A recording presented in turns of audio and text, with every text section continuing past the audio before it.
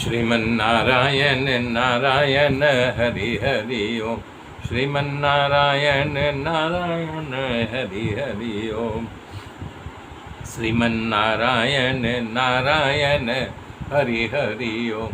श्रीमन्नारायण नारायण हरि हरि ओम। तब एक गोपी आवेश में आकर कहती है कि हे भौरा, तुझे तेरे मालिक का इतिहास पता नहीं है। जब वो श्री राम के रूप में अवतार लिया था तो उसके इतिहास को तुम्हें पता है।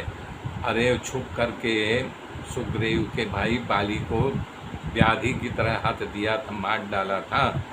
हाँ, और क्या अच्छा किया था। और उसके बाद जो है सुखुंखा काम के बस में होके आई थी।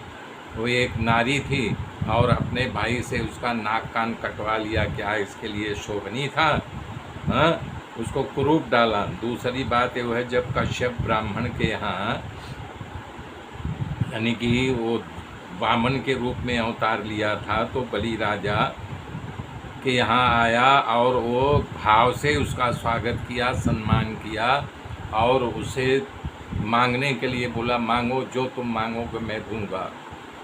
तो 3 डग ज़मीन मांग करके आकाश पाताल सब मांग लिया और उसको बांध करके पाताल ले गया। क्या अच्छा किया था। कौवा तो अंदर से भी काला होता है, बाहर से भी काला होता है। ए भौरा, मुझे काली बस से बड़ी नफ़रत हो गई है। काला चीज़ देखती हूँ तो मैं नफ़रत से भर जाती हूँ। इतनी नफ़रत की बात क्यों करते हो? सच बात यह है कि एक बार कृष्ण का जिसको चस्का लग गया, बिना उसका स्मरण किए, उसका कीर्तन किए, वो छूटता नहीं है। वो बार बार उसी की कथा सुनना चाहता है।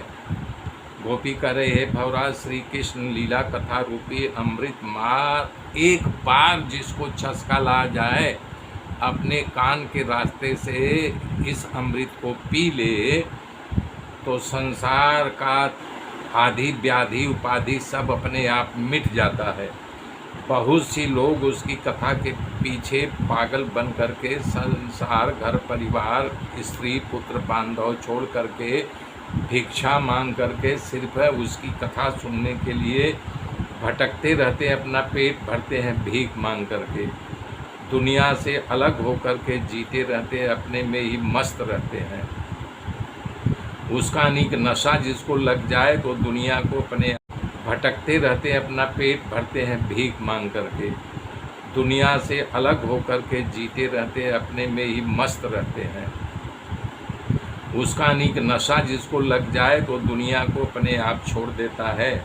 उसी तरह बिना उसकी कथा सुने हम लोगों को चैन नहीं पड़ता है। हम लोग खुद बार बार उसकी चर्चा करते रहते हैं। इस प्रकार से गोपियाँ उदाहरण देते हुए कहें, भौरा, कृष्णसार काले मृगों की जो पत्नियां होती हैं मृगी न, वो संगीत सुनने के लालची होती हैं, संगीत में तन्मय बन जाती हैं। लेकिन जो शिकारी है, जब वो संगीत बजाता है तो उसमें तल्लीन बन जाती है। शिकारी आकर के उसको अपने जाल में फांस लेता है।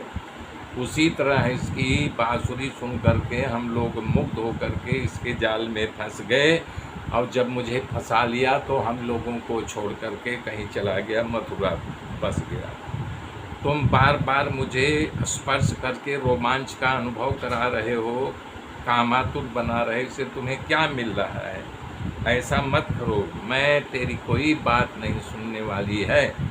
सच्चाई है, जो बात करनी है दूर से बात करो, कृष्ण की बात मत करो। इस तरह से गोपियाँ अपनी विरह वेदना से हल्की हुई। तभी भौरा कहीं छुप गया।